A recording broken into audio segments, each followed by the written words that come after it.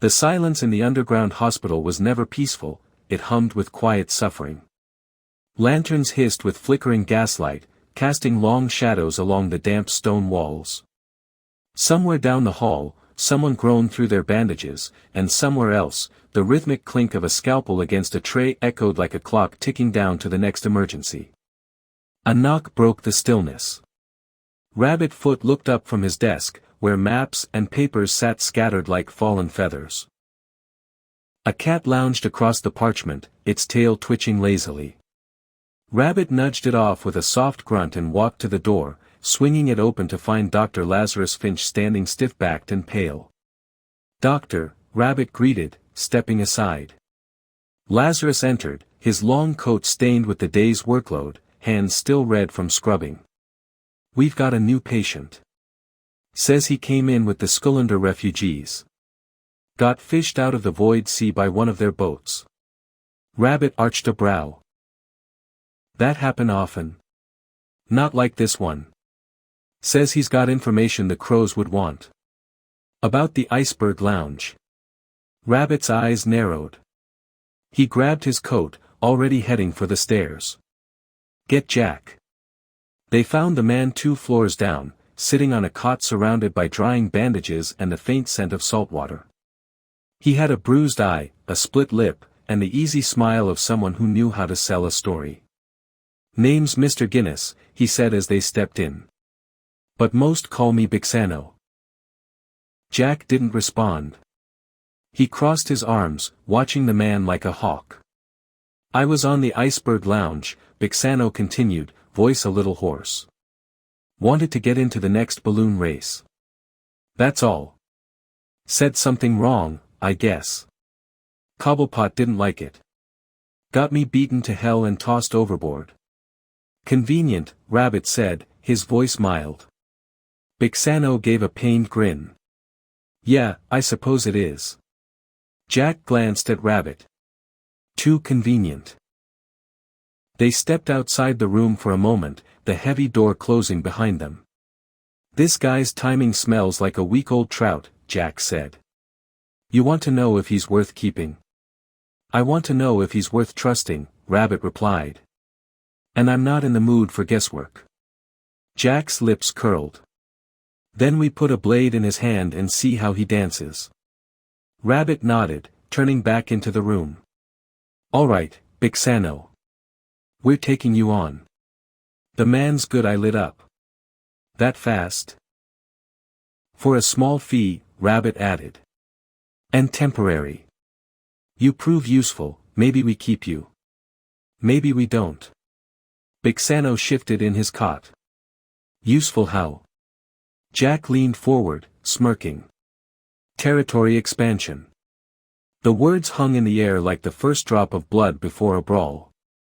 Bixano grinned. "Sounds fun."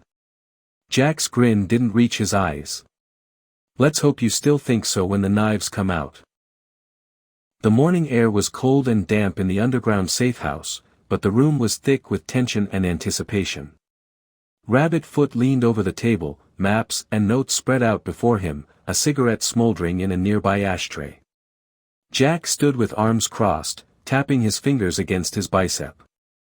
Harlequina lounged in a crooked chair, sharpening her dagger with restless hands, while Harry Potter sipped tea like it was the calm before a storm.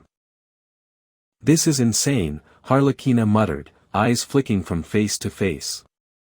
"We're going after Dimmer Sisters' territory. If they get even a whisper of this plan, they'll throw everything they've got at us." "That's the point," Harry said with a gleam in his eye. "Let them come. I'm dying for a challenge." Rabbit Foot smiled slightly. "That's why we're bringing muscle." He gestured toward the door as it creaked open, and in stepped Bixano. His coat was patched, his grin was cocky, and the bruises on his face had faded just enough to make him look roguish instead of pitiful. "This is Bixano," Rabbit said. "He's new, but he's eager. And if he turns out to be a liar or a spy," he let the threat hang. "I'll make him into fertilizer," Harlequina said cheerfully. Bixano nodded, unfazed. "Nice to meet you all." Jack finally spoke. We're hitting the Botanical Gardens. It's west of 6 Towers. Beautiful place. Quiet. Civilized. He paused. Too quiet. It's crawling with dimmer sisters pretending to be caretakers and tourists. I hate plants, Harlequina muttered. Good, Rabbit said. We're there to uproot them. Harry leaned forward. Before we get there. Jack and I went to Lord Scurlock. He's the one who used to control that territory. Rabbit blinked. And he gave his blessing? Jack nodded. Eventually. After slipping me Veritaserum. He didn't even sound bitter. I spilled everything. The whole plan. Harlequina stared. And he was okay with it. He was delighted, Harry said. Which is worse, honestly. They all shared a look, but no one had a better plan. Finally, Rabbit clapped his hands. Let's do it. The Botanical Gardens were a strange kind of paradise, too pretty for a city like Doskvol. The wrought iron gates creaked as they opened, revealing cobbled paths winding through lush greenery. Everything smelled like flowers and damp earth. Too alive. The crowd was larger than expected. Families, couples, artists, all weaving between the hedges and pavilions. Harry's senses flared. Magic. Everywhere. They're here, he whispered. Disguised. All over. Harlequina nodded sharply. I'll stay near the entrance. Watch the crowd. Anyone twitches wrong, I'll gut them. She cracked her knuckles and strolled off, her hound trailing behind like a silent shadow. Jack vanished into the medicinal section, eyes scanning for anyone who looked too polished, too confident.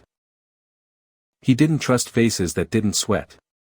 Harry slipped off toward the conservatory, his fingers twitching slightly at his sides. He cast no spells aloud, no wands in sight, just subtle flickers of raw energy coiling around his hands as he scanned the air for glamours and illusions, each step guided by intuition honed through battle. Meanwhile, Rabbit and Bixano walked with calm precision toward the office. The tall, glass-roofed conservatory loomed ahead, glowing with filtered sunlight. The smell of orchids and jasmine filled the air. Nice place, Bixano muttered. Rabbit Foot didn't respond immediately. He stood in the dappled sunlight filtering through the conservatory's glass canopy, his gaze sweeping across the carefully pruned hedges and marble fountains with quiet calculation. I'm hoping we can get this place without having to burn it down, he finally said. Bixano raised an eyebrow. Optimism. That's refreshing. They stepped up to the heavy wooden door that led into the office building nestled at the conservatory's edge.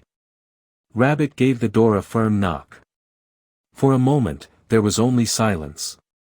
Then, with a metallic clink, a small viewing window slid open. Behind it, a pair of sharp, suspicious eyes peered out. What do you want? The woman's voice was flat and clipped, the accent pure Doskvol upper terrace, polished and ice-cold. Rabbit offered his most non-threatening smile. We're looking to speak with whoever runs this place. The woman gave him a look that could sour milk. Not taking interviews. Go away. Bixano stepped forward with a hopeful grin, his bruised face doing little to aid his charm. Come on now, love. We're just trying to have a word. We've come a long way. The woman blinked slowly, unimpressed. You can have a word with Stephanie. She deals with strangers. And Pamela? Rabbit asked casually. At the mention of the name, the woman's eyes narrowed. Why are you asking about her? We were told she's the one in charge, Bixano interjected, trying to smooth it over. And, well, we may have some overlapping interests. You've got nothing she wants, the woman snapped. And if you keep asking questions, I'll call the garden wardens. They don't like trouble in here. Bixano gave a weak laugh. No need for that. I was just being friendly. Well, don't, she said, and slid the window shut with finality. Rabbit sighed and shook his head. Charm isn't your strong suit, is it? Bixano shrugged. It was worth a shot. Go find Stephanie, Rabbit muttered. I've got another way in mind. Bixano nodded and turned away, weaving back into the garden's maze of hedges and courtyards. Rabbit stayed behind, casually leaning against the wall by the office door. Once sure no one was watching, he knelt slightly, eyes locked on the antique lock beneath the handle. Elsewhere in the garden, Jack wandered the winding paths. His eyes scanned the crowd until they landed on a young woman who looked just a little too crisp in her uniform. Not one of the nobles visiting for the day, not quite one of the gardeners. He approached casually. Hey, Jack said, tipping his head with a smile. Sorry to bother, but I'm new in town. Looking for work. Figured a place like this could use someone handy. The woman looked him over, her posture softening. You picked the wrong day for a job interview. But you want to help out? Talk to Stephanie. She's the one in charge of the grounds. Jack nodded. Where can I find her? She pointed through the crowd, toward a woman moving with sharp purpose and a commanding air. There. The one in the dark green coat. Jack's eyes followed the gesture, then froze. Stephanie was heading directly toward the office where Rabbit stood. And Rabbit looked like he was up to something. His gut clenched. Damn it, Rabbit, he muttered under his breath. At that moment, he spotted Bixano making his way through the crowd. Jack raised a hand, signaling him subtly, eyes on Stephanie. They both moved. Stephanie's eyes flicked toward Jack as he stepped in front of her path. Yes? She asked, already sounding impatient. I'm looking for work, Jack said smoothly. Just spoke to one of your gardeners. Then wait here, Stephanie said. I'll be back in a few minutes. She brushed past him without another word. But Bixano was faster. He sidestepped into her path with a polite smile. Stephanie, was it? Name's Bixano. I might have something you'll want to hear. Her eyes narrowed, her steps halting. Is that so? Something worth keeping between us. Not for crowds. Her suspicion deepened, but so did her curiosity. She studied him a moment, then gave a small nod. All right. Walk with me. We'll find somewhere quiet. And just like that, she turned, leading Bixano away from the main walkways and into the deeper parts of the garden, toward an ivy-covered pavilion shrouded in shade. They moved in silence, the sound of distant fountains masking their footsteps until they arrived at an old storage shed nestled beneath a canopy of twisting vines. Stephanie unlocked the door and pushed it open, motioning for him to enter. Inside, she said, her voice clipped. Bixano hesitated, then pointed through the garden toward the figures of Jack and Rabbit Foot. They're with me, he said. My partners. Stephanie's eyes darted to where he gestured, narrowing sharply. Her entire body tensed, and she didn't step inside. What kind of game is this? Do you have any idea who you're screwing with? Bixano shrugged coolly. I've got something to sell. Something that came from the Dimmer sisters' vault. You know, the one that got robbed a while back. That did it. Stephanie's face drained of color, her jaw clenching. You're lying. Am I? Bixano tilted his head. You want to take that chance? She stood frozen, her mind clearly racing. After a long pause, she finally gave a slow, reluctant nod. Fine. Bring them in. Bixano gave a short whistle, waving to Jack and Rabbit, who moved through the garden's shadows to join him. The three of them slipped into the shed quietly, Stephanie stepping aside. As she turned to signal others nearby, likely her own backup, Bixano moved.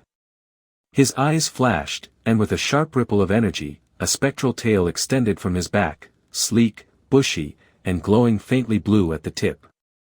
With a flick, The fox tail cracked through the air like a whip, coiling around Stephanie's wrist before she could shout. "What the?" she started, but Bixano yanked her into the shed and slammed the door shut.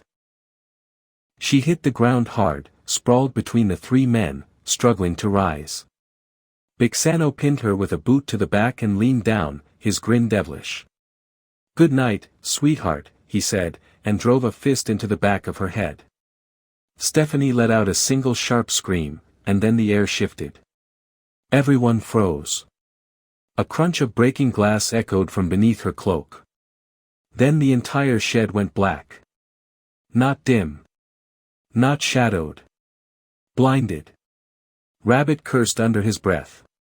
The veil. Magical artifact. Only the user can see in it. "We're blind?" Bixano asked, suddenly unsure. Jack's voice was urgent. "We need to get out. Now." But before they could move, a piercing wail tore through the air outside, a ghostly scream that chilled the blood and shook the glass of the conservatory. "They heard us," Rabbit said. "They're calling in the sisters," Jack confirmed, already shoving against the door. Bixano grinned in the darkness. "Finally. Time to act. I'm great in a fight." Elsewhere in the garden, Harlequina stood beside Harry, both of them in casual disguise, chatting up a middle-aged woman with kind eyes and a professional air. They had asked her about rare flowering herbs, something innocuous. But Harry had already felt it. The magic shimmer around her aura, the residue of glamour spells. She was a dimmer sister. They were getting close to pressing her for more when the ghostly scream echoed through the gardens. Everyone around them froze. Then chaos. Visitors screamed and scattered. Patrons ran for the gates. In seconds, the peaceful garden turned into a stampede. The woman blinked at them. "Get to safety," she called, and then spun on her heels, running straight toward the source of the noise. Harry's eyes followed her, and spotted three more dimmer sisters in the corridor ahead, rushing to reinforce their sisters. He raised his hand. His fingers glowed with inner fire. As the three women aligned, he whispered an incantation. And released it. A brilliant arc of flame streaked through the hedges, slamming into the backs of the fleeing sisters. The fireball erupted with a roar, sending a wave of heat and smoke spiraling into the sky. They went down screaming. Through the fire and smoke, Harry saw them, Jack, Rabbit Foot, and Bixano charging toward them from the shed, weapons drawn, clothes smudged with ash and leaves. But then, pop. Behind him, the air shimmered. More figures appeared out of thin air. He turned. And froze. Pamela Isley. Pamela Lillian Isley, known in the circles of magic as Ivy. Her eyes burned green, and her skin shimmered with an unnatural glow. She moved with grace, but there was fury in every line of her face. She stepped forward calmly, a deadly protector of the plants around them. Her voice was soft, but firm. "You should not have come here." Behind her stood another dimmer sister, her hands already weaving spells. Harry's mouth went dry. "Oh hell," he whispered. "This is gonna be bad." Pamela moved with the grace of a queen and the danger of a snake, her long crimson hair swaying like tendrils of flame as she stepped closer to Rabbit Foot. The air around her seemed to shimmer with intoxicating perfume, sweet, floral, thick as honey. She raised a delicate hand, brushed a leaf from her shoulder, and smiled at him with lips the color of crushed roses. "You don't need to attack me, handsome," she purred, her voice silk and venom. "They are the evil ones. You're just confused. Attack them." It wasn't a suggestion. The words slithered into Rabbit's mind like vines curling around his thoughts. He blinked, confused, suddenly unsure of where he was. Why was he surrounded by enemies? Why was his blade not drawn? Pamela was good. Pamela smelled like life, like warmth, like home. The others, the crows, they were cold, harsh, brutal. Monsters. Enemies. His fingers moved of their own accord, curling around the grip of his pistol. His arm lifted, slow but steady, and his breath came in shallow puffs as the barrel aligned with a silhouette in the distance. Jack. He was aiming at Jack. The pressure in his finger tightened on the trigger, just a hair away from pulling. And then, light.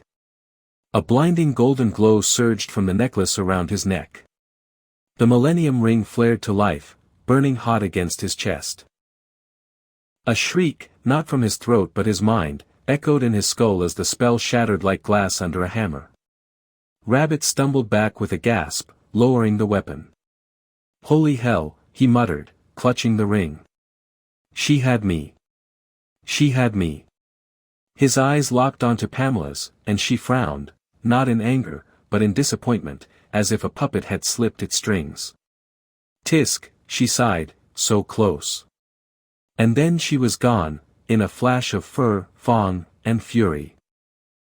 A massive form blindsided her, slamming her into the hedge wall with such force that petals exploded into the air like confetti. A roar erupted, animalistic and guttural. Rabbit turned just in time to see a nightmare made flesh, standing upright, towering over the garden path. The creature's upper body was that of a monstrous fox, bulging muscle beneath red-orange fur, 9 swirling tails lashing behind it like whips of smoke and rage. Its eyes blazed with primal light, and its claws dug deep into the ground. Its lower half, however, still wore the torn trousers of Bixano. Guinness? Rabbit breathed, stunned. The beast didn't respond, only snarled, pinning Pamela to the ground with a wild look that blurred the line between reason and madness. The words Bixano had spoken in the hospital echoed in Rabbit's memory, "I've got a curse, mate. A real one. Sometimes. I'm not myself." At the time, Rabbit had laughed it off. But now? Now he wasn't laughing. Bixano's transformation was raw and terrifying, but purposeful. Somehow, he had harnessed it. Or was it harnessing him? Pamela screamed, her voice no longer seductive but primal and angry, as vines shot out from the soil to fight back, wrapping around the beast's limbs. But Bixano didn't flinch. He bared his fangs and let out a howl that sent birds flying from the treetops.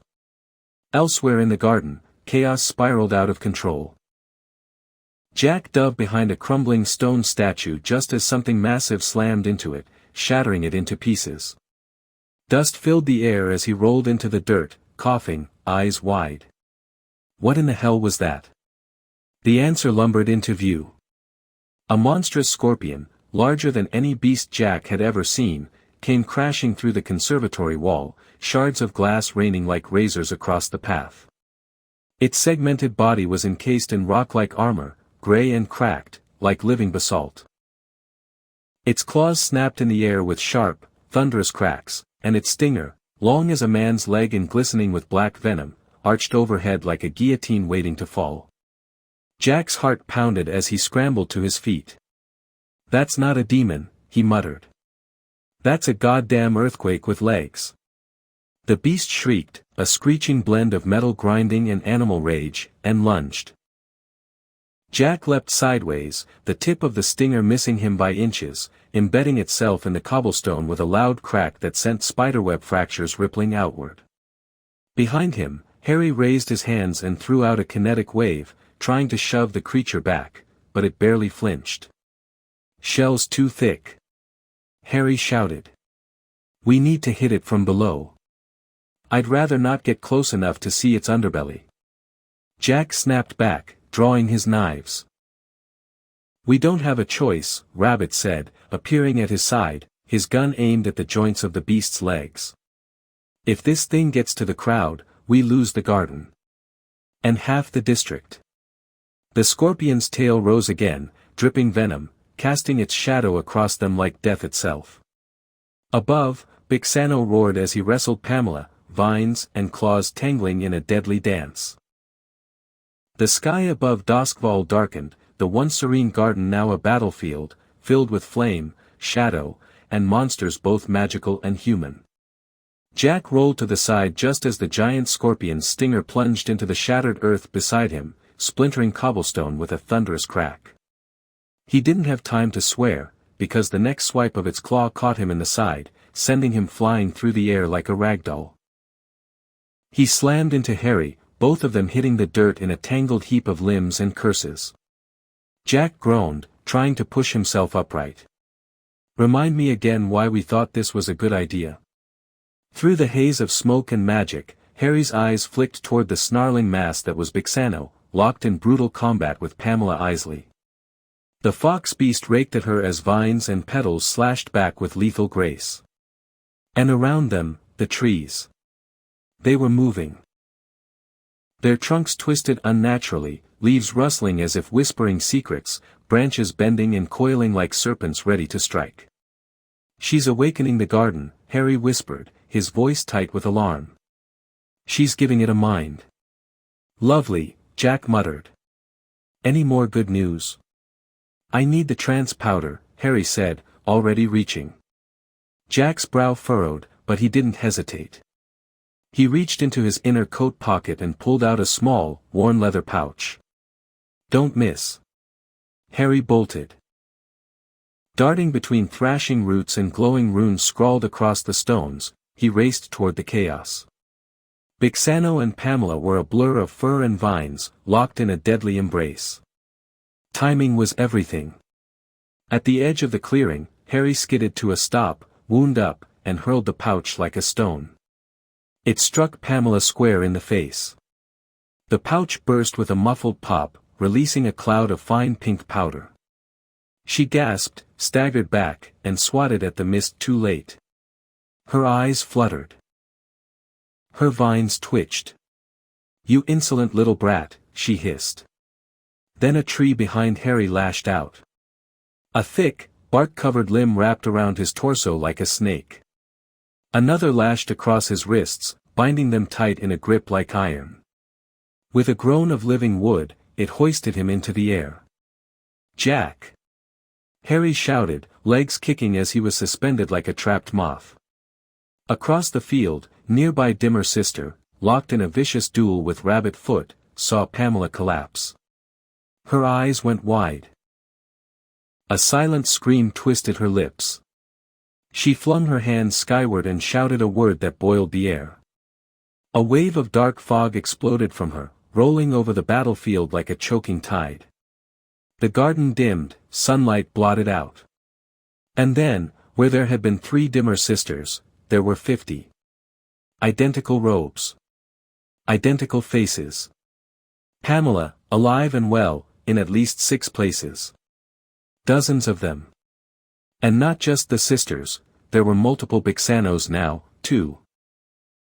9-tailed fox beasts snarling in mirrored fury. Each one glistening, identical. Real? Illusion? Rabbit couldn't tell. "What the hell?" Jack gasped, spinning as a Pamela stepped from a bush behind him. "They've split," Rabbit said, backing toward a bench for cover.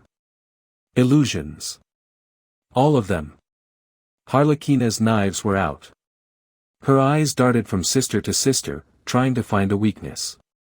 "Which one's the real one?" she barked. "I don't know." Rabbit yelled, his voice cracking with frustration. Bixano, the real Bixano, looked as bewildered as they were. His beastly form turned, tails whipping with frantic energy, as his own copies encircled him. A growl rumbled from his chest, uncertain. Then a moment of terror. Roughly a third of the copies raised their arms at once, each holding a pistol. And they all aimed at the various Bixanos. "Oh no," Jack muttered. "This is a firing squad." "But only one of them's real," Rabbit said, sweat on his brow. "And if they shoot the right one? Then we lose our only muscle," Harlequina snapped. Rabbit scanned the crowd of illusions, heart pounding, eyes darting from one copy to the next. Dozens of Dimmer Sisters with pistols raised, unmoving except for one, just barely.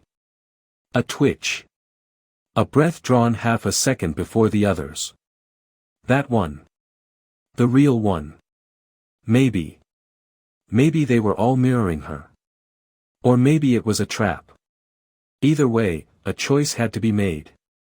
He murmured under his breath, "Lady Luck, if you're watching. This is your moment." Then he pointed. "That one. Bixano, down." The fox beast turned, his heads, his real one and those of the illusions, snapping toward the target Rabbit had singled out. The real Bixano ducked just in time as a shot cracked through the air, grazing one of his illusions instead. Jack was already moving. He lunged toward the shooter, blades flashing, kicking up a trail of disturbed earth. "That's the one," he shouted. "Take her out. And Bixano, go. Take Pamela. She's the root." The beast didn't wait. He snarled, lowered his body, and charged toward the limp body of Pamela Isley, still unconscious, vines twitching faintly beneath her. His tails whipped through the air as he lifted her like a rag doll and began to run, illusions scattering around him like smoke in wind. Harlequina, meanwhile, was in her own chaotic brawl. She had leapt onto the scorpion's back, her knives scraping uselessly off its stone-like hide. One swipe of its claw nearly took off her arm. She ducked, growled, and jammed a stick of dynamite beneath a crevice in its rocky shell. "Say cheese, bug bastard," she hissed, lighting the fuse with a spark stone. But before she could leap away, the scorpion's tail lashed forward and pierced her shoulder. Her scream was raw, cut short as she tumbled from the beast's back, rolling across the earth and clutching her wound, blood already staining her sleeve crimson. Rabbit saw it all through smoke and flickering shadows. And then felt a blast of searing heat as a fireball struck him square in the chest. One of the dimmer sisters, smiling cruelly, had hurled flame. His coat lit up instantly, flames licking at his sleeves. "Son of a..." Rabbit dropped, rolling hard against the dirt and stamping furiously. The smell of burning wool and scorched leather filled his nose. But that was it. No more games. No more subtlety. He reached into his pack and pulled it free, the bottle Jack had once shown him. Inside, the liquid churned like a captured thunderstorm, lightning flashing in clouds of black and purple. A storm in a jar. Magic, raw and violent, stored for the untrained. "This is madness," he muttered, uncorking it. Power exploded in his veins, lightning streaking across his skin in thin tendrils. The world slowed around him.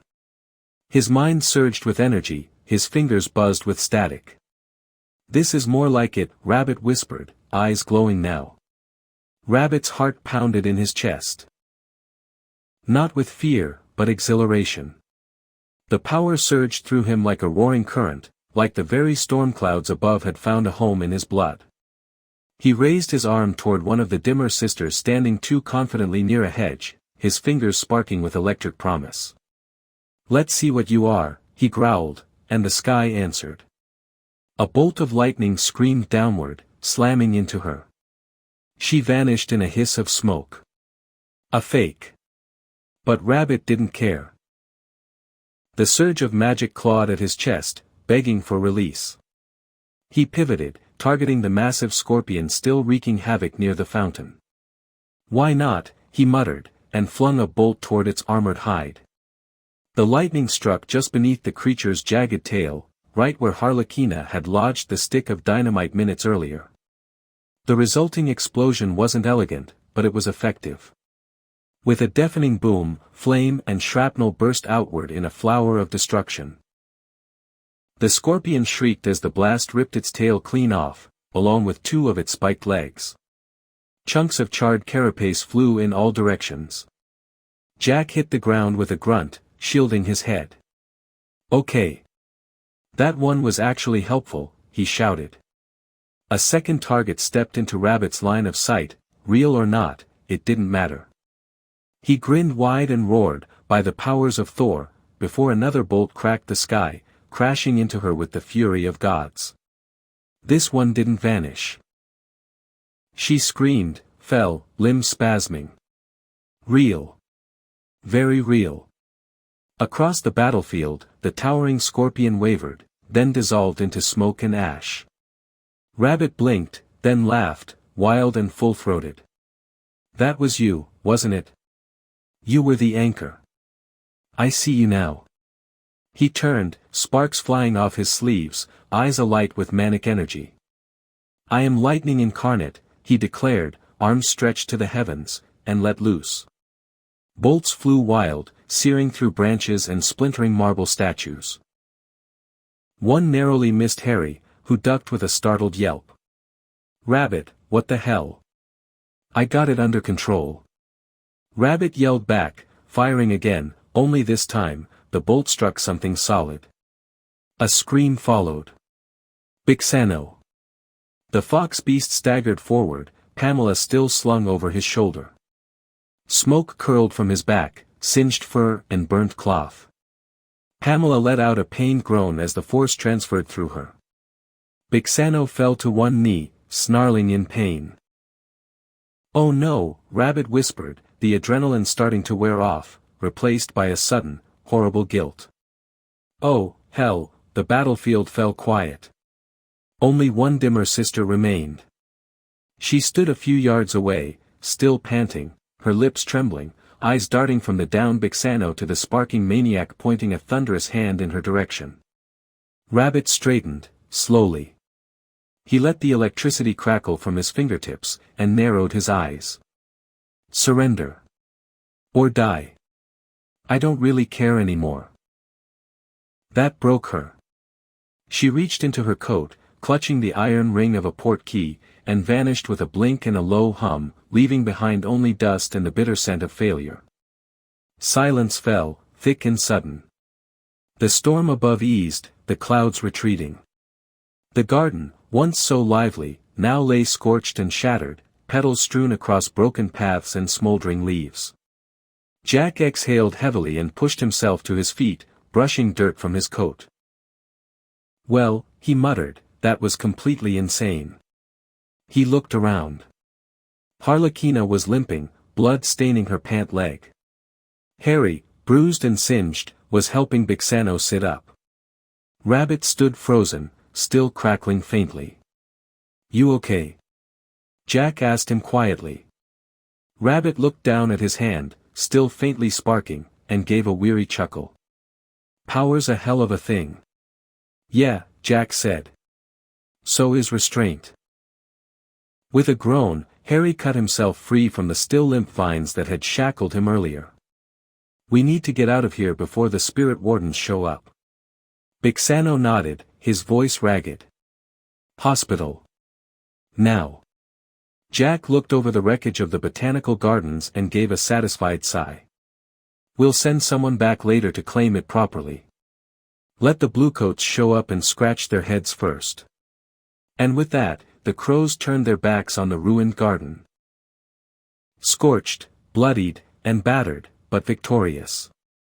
They had expanded their reach once more, taken the Dimmer sisters by storm, and lived to tell the tale. Doskvol wouldn't forget this night. Nor would the crows. Not for a long, long time.